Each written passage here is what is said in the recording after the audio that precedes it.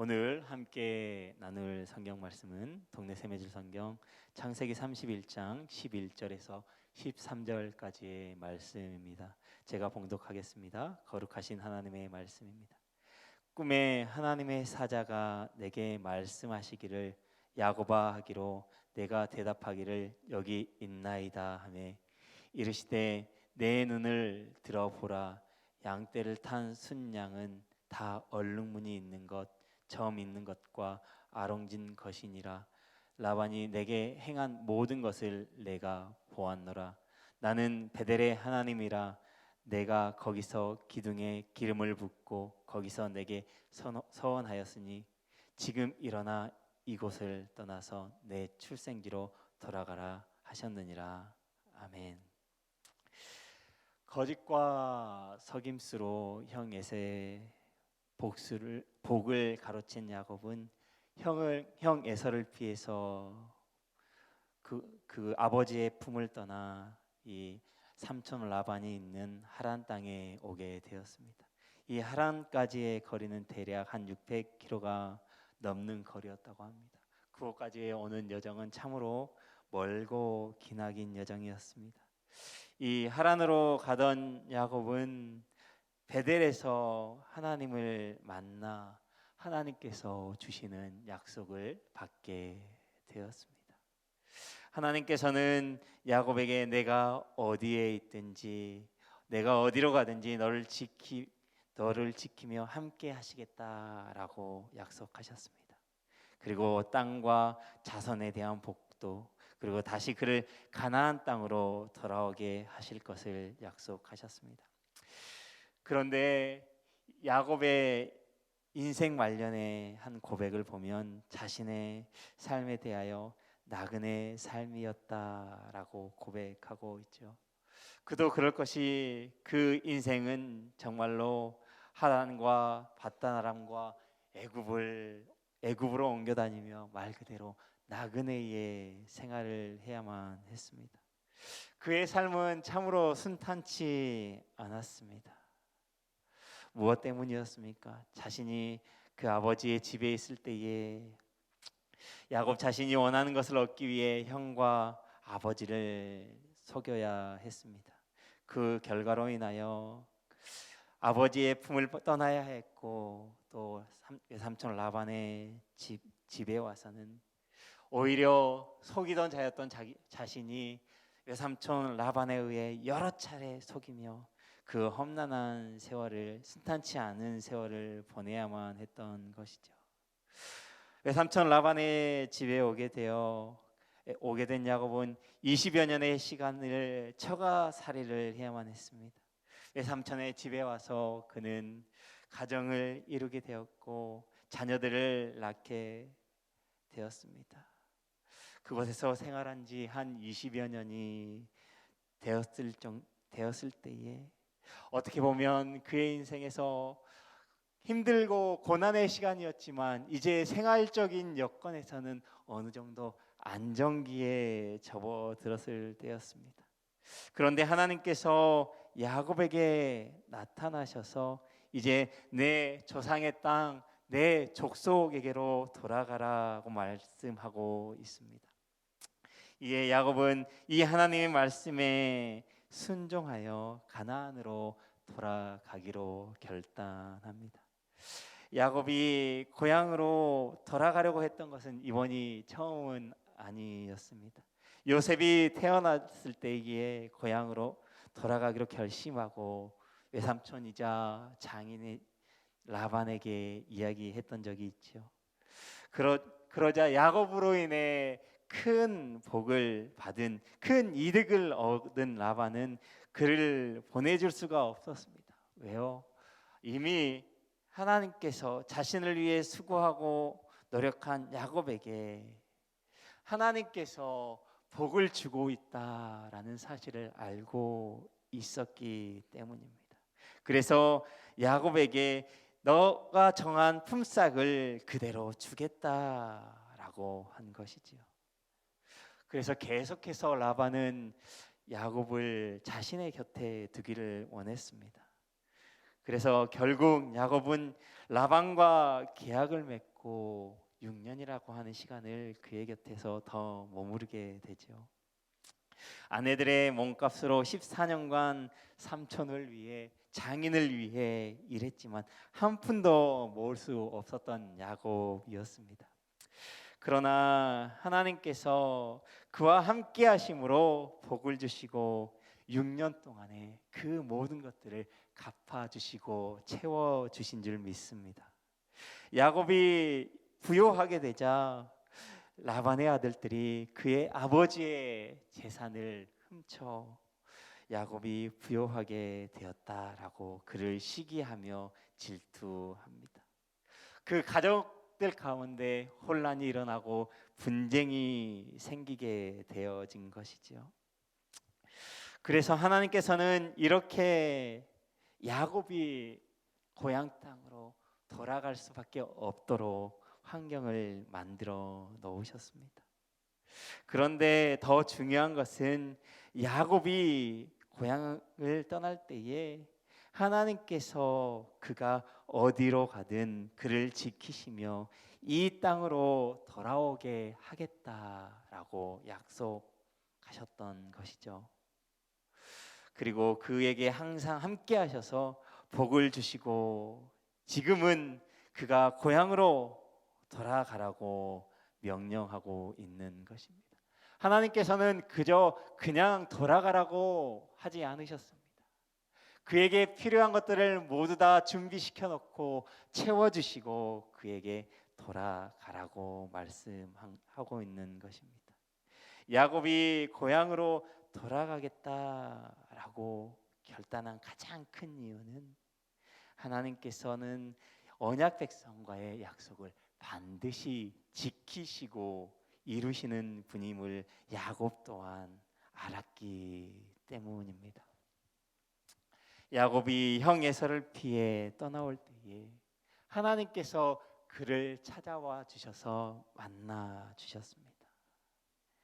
그를 찾아와 주셔서 만나 주시고 약속해 주신 장소가 있었습니다. 13절 말씀입니다.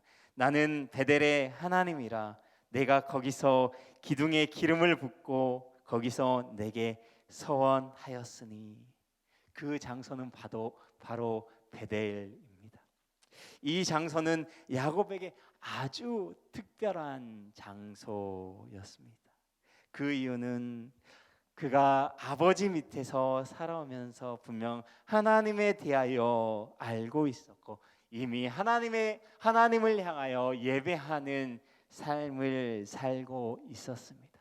그러나 그가 가장 하나님을 인격적으로 만난 그곳이 바로 베델이기 때문입니다. 그곳에서 조부 아브라함의 하나님, 아버지 이삭의 하나님이 형을 피해 쫓겨가던 그날 밤에 자신에게 찾아오셔서 베델의 하나님, 곧 야곱 자신의 하나님이 되어주신 곳이 바로 이 베델입니다. 나의 하나님이 되어주셨을 뿐 아니라 그곳에서 드린 소원을 기억하시고 언약을 자신에게 할아버지와 아버지에게 주셨던 언약을 동일하게 자신에게 맺어 주셨던 그 장소였기에 그것은 그에게 너무나도 특별한 장소였습니다. 그 하나님께서 내가 너와 항상 함께 하겠고 너를 이곳으로 돌아오게 하겠다라고 하신 약속이 그에게는 있었습니다. 하나님께서 그날 밤에 야곱과 맺은 그 언약을 기억하시고 그에게 찾아오셔서 이곳을 떠나 하나님의 약속이 있는 곳으로 돌아가라라고 말씀하고 있는 것이죠. 다시 말해 하나님께서 야곱에게 돌아가라고 명하신 것은 그날 밤에 만난 하나님과의 사랑을 회복하고 하나님의 약속이 있는 곳으로 돌아오라라고 말씀하고 있는 것입니다. 사랑하는 성도 여러분, 이곳에 앉아 있는 우리 모두 다 예수님을 구주로 영접하고 인격적으로 하나님을 만났던 시간들이 있을 것입니다. 그런데 세상 속에 치여 살아가다 보니 습관적으로 오랜 시간 동안 신앙생활을 해오다 보니 그 시간을 하나님을 만났던 그 첫 시간의 마음을 잃어버리며 살아가는 시간들이 많습니다. 그런데 베델의 하나님께서, 나의 하나님께서 오늘 이 시간 우리에게 그 첫사랑을 회복하기를 원합니다.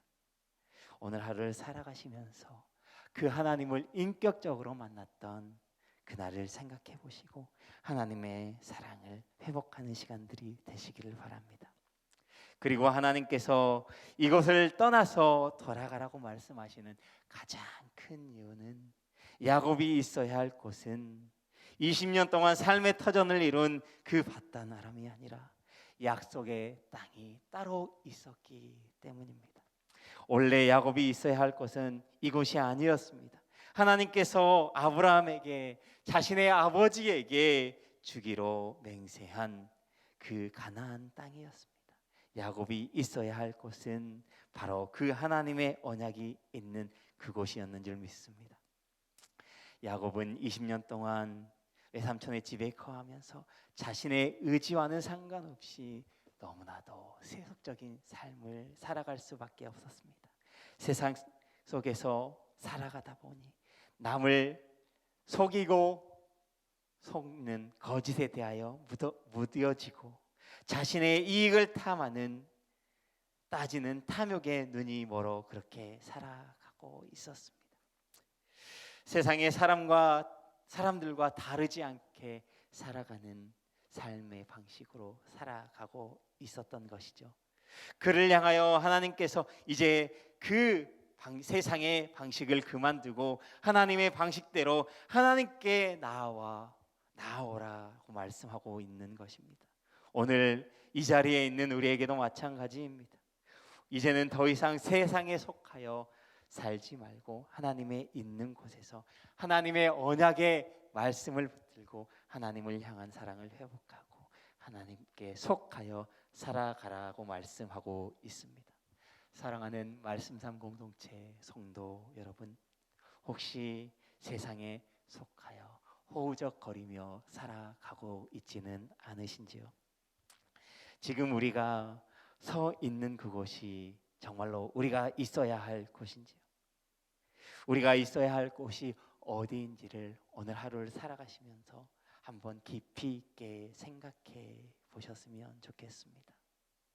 하나님께서 자신의 꾀를 쫓아 외삼촌의 집에서 죽도록 고생하고 세상의 환경에 지쳐있는 야곱에게 이제는 베델로 돌아오라고 이야기하고 계십니다. 세상에 속하여 살아가고 있는 우리를 향해서 그것을 떠나 하나님께로 돌아오고 하나님 품속에 거하라고 말씀하고 있습니다. 사랑하는 성도 여러분, 우리는 세상에 속한 자가 아니라 하나님께 속한 자입니다. 그렇다고 한다면 우리가 있어야 할 곳은 하나님의 말씀이 있는 곳이어야 합니다. 하나님의 시선이 머물러 있는 곳이어야 합니다. 우리가 있어야 할 곳은 하나님을 향한 예배가 있는 곳이어야 할 줄 믿습니다. 날마다 그곳을 사모하며 살아가시기를 바랍니다. 하나님께서 우리에게 더 이상 세상에 속하여 있지 말고 이제 돌이켜 하나님의 사랑을 회복하고 하나님께 속하여 살아가기를 원하십니다. 그렇게 하나님께 속하여 살아갈 때 우리를 굳건하게 지키시며 우리와 날마다 함께하여 주실 줄 믿습니다. 오늘 하루도 하나님의 예배가 있는 곳에서 하나님의 말씀을 붙들고 하나님의 속한 자로 거룩한 삶을 살아가시는 말씀상 공동체가 되시기를 주님의 이름으로 축복합니다. 기도하겠습니다. 사랑과 은혜가 충만하신 하나님, 오늘도 우리와 함께 하시는 하나님을 찬양합니다. 야곱에게 찾아오셔서 항상 함께 하시며 그가 어디로 가든 지키셨던 것처럼 우리와도 항상 함께 하시며 우리가 있어야 할 곳으로 우리를 인도하여 주실 줄 믿습니다. 이제는 우리가 세상에 속하지 않고 항상 하나님의 하나님께 속하여 하나님의 말씀에 있는 곳에 거하게 하여 주옵소서. 그래서 그곳에서 날마다 하나님과 동행하며 하나님께 속한 자로서의 삶을 살아가게 하옵소서. 감사하며 감사드리며 우리의 구원자 되시는 예수님의 이름으로 기도드립니다. 아멘. 이 시간 다음과 같은 기도의 제목으로 기도드리겠습니다. 지금 들은 말씀이 내 삶으로 이어지게 하옵소서. 동네의 샘매줄 소그룹 말씀 묵상을 통해 하나님의 은혜를 충만하게 경험하고 거룩함에 힘쓰는 말씀 삶 공동체가 되게 하옵소서. 동네 샘매줄 성경 말씀 묵상 소그룹 인도자 훈련을 통해 교회에 꼭 필요한 하나님의 귀한 일꾼들이 세워지게 하옵소서. 우리나라의 정치, 경제가 안정되게 하시고 하나님의 정의와 평화가 강물같이 흐르는 나라 되게 하옵소서. 육체의 질병과 마음의 질병으로 아파하는 환우들을 치료의 선으로 어루만지시고 회복시켜 주옵소서. 다음 주간에 진행되는 꿈새 하프타임을 통해 많은 성도들이 회복의 은혜를 경험하게 하옵소서. 공동 기도문의 기도 제목과 각자 기도의 제목을 따라 기도하시다가 삶의 자리로 나아가시겠습니다. 사랑과 은혜의 하나님 감사합니다. 오늘도 이 시간 하나님의 말씀을 붙들며 나아갑니다. 하나님 우리를 이 새벽에 깨워주시고 또 하나님의 말씀이 있는 곳으로 인도하여 주시니 감사합니다. 하나님께서 말씀하시기를